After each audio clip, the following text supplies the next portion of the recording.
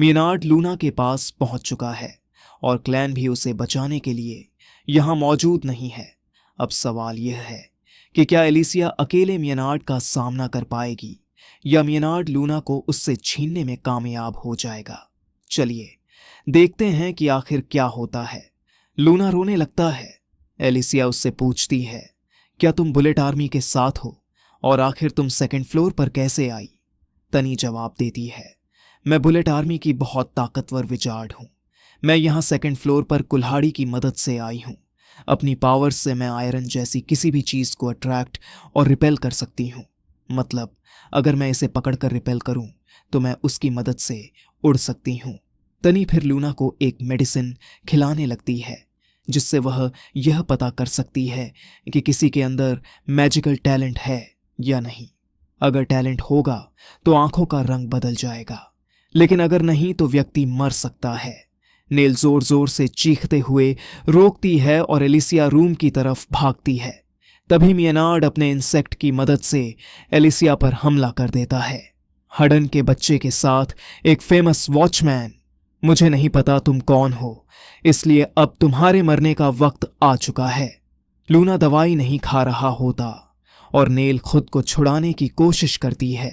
मियनार्ड कहता है, तुम्हारी कोशिश बेकार है।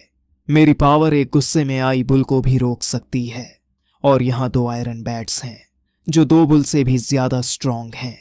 तुम्हारी छोटी बाजुएं इन्हें रोक नहीं सकती। तब नेल गुस्से में अपनी पूरी ताकत लगाकर आयरन बैट्स को दूर फेंक देती है।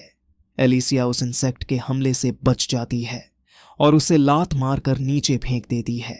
तभी मियनार्ड को याद आता है कि एलिसिया की असलियत क्या है। नेल बेहोश हो चुकी होती है और एलिसिया यह देखकर हैरान होती है कि नेल ने आयरन बैट्स बाहर फेंक दिए। एलिसिया कहती है, हमें जल्दी से जल्दी यहां से निकलना होगा। नेल, ये लोग लूना के पीछे हैं, इसलिए हमें लूना को तब तक बचाना होगा जब तक क्लैन वापस नहीं आ जाता। तभी बग्स आ जाते हैं। एलिसिया नेल से कहती है कि उस पर भरोसा करे और दोनों होटल से बाहर छलांग लगाती हैं। एलिसिया अपनी टेक्निक से सारे बग्स काट देती है। इस वजह से उन्हें भागने का मौका मिल जाता है।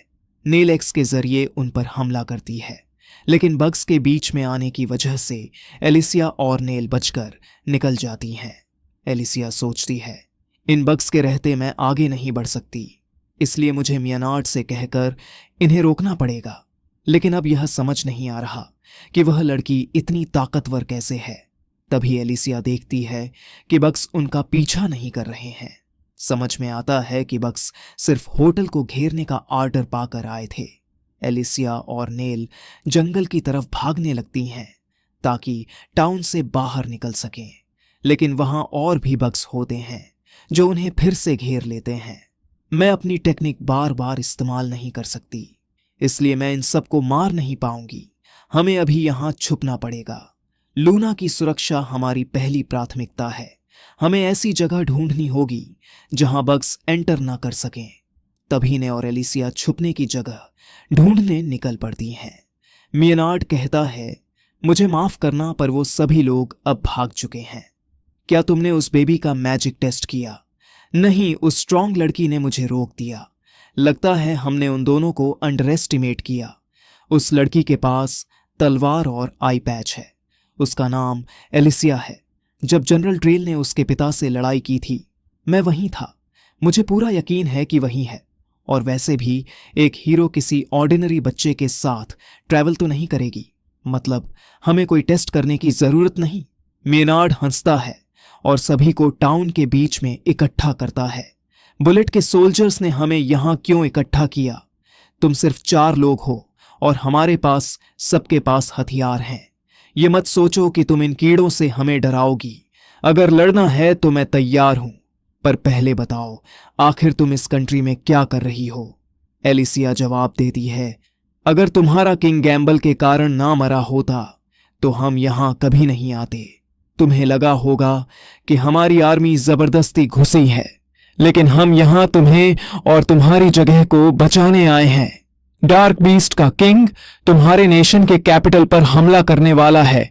अगर वह वापस आया तो सब डार्क बीस्ट के कंट्रोल में आ जाएगा। इसे रोकने की ताकत तुम में से किसी में नहीं है, इसलिए हम तुम्हें बचाने आए हैं। मेनार्ड चौंक कर कहता है, क्या तुम मजाक कर रहे हो?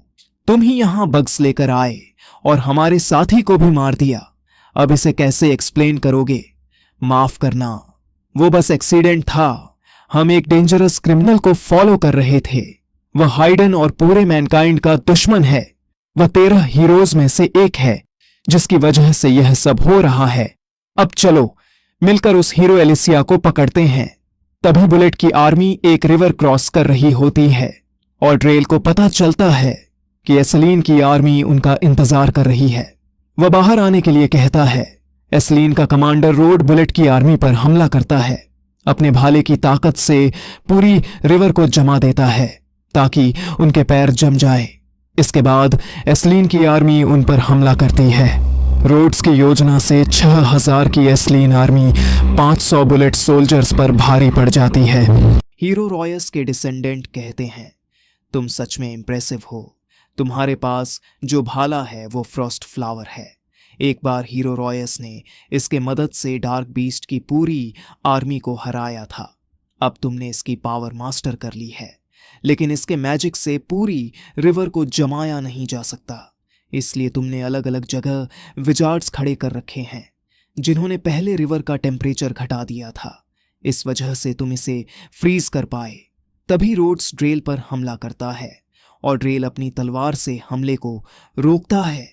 रोड अपने भाले की ताकत से ड्रेल के घोड़े को जमा देता है। अब ड्रेल को मैदान में उतरना पड़ता है और दोनों आमने सामने लड़ाई शुरू कर देते हैं। तुम सच में बहुत कमाल के फाइटर हो, लेकिन फिर भी इस दुनिया की जंजीरों को नहीं तोड़ सकते। तब डल अपनी तलवार की पावर एक्टिवेट करता है। वहां पर एक ड्रैगन का पंजा आता है और उसकी मदद से रोड पर हमला करके उसे दूर फेंक देता है।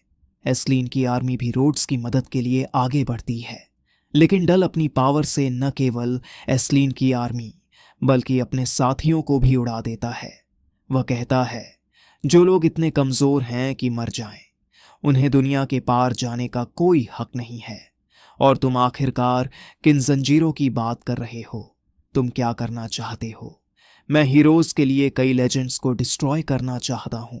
यही लेजेंड है जिसकी वजह से हम अपोनेंट को हराने की कोशिश करते हैं, जिसे हराना हमारे बस में नहीं है।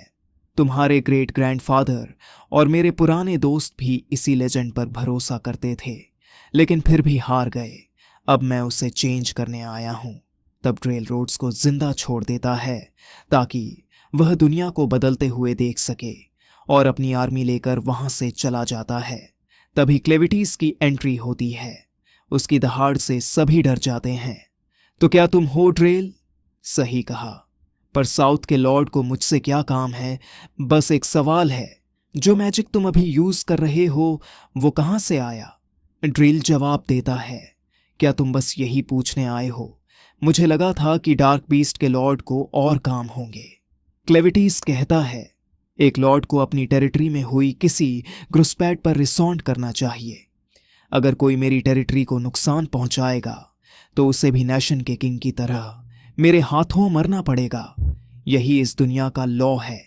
तब क्लेविटीज अपनी ताकत से सबको उड़ा देता है। जब डल अपनी पावर इस्तेमाल करने लगता है, क्लेविटीज अपनी पूंछ उसके आर पार कर देता है। डल हंसता है, मुझे लगा था कि तुम वापस आओगे, इसलिए मैंने यह स्पेल बनाई है ताकि मैं तुम्हें यहां सील कर सकूं। अब मेरे सीक्रेट स्पेल प्रजन ऑफ डार्क फ्लूइड में कैद हो जाओ। ड्रेल अपनी बॉडी का सैक्रिफाइस करता है और क्लेविटीज को एक बड़े ब्लड के गोले में कैद कर लेता है। डल अपनी तलवार की मदद से फिर से जिंदा हो जाता है। अब वह और तलवार एक हो चुके हैं। डार्क बीस्ट का लॉर्ड भी इस स्पेल से आसानी से बाहर नहीं निकल सकता। अब धीरे धीरे मरो क्लेविटीज। तब ड्रेल अपनी आर्मी लेकर आगे बढ़ता है। एलिसिया और नेल अभी भी छुपने की जगह ढूंढ रहे होते हैं। उन्हें नहीं पता कि टाउन के लोग उनके पीछे हैं। और इसी के साथ यह एपिसोड खत्म हो जाता है।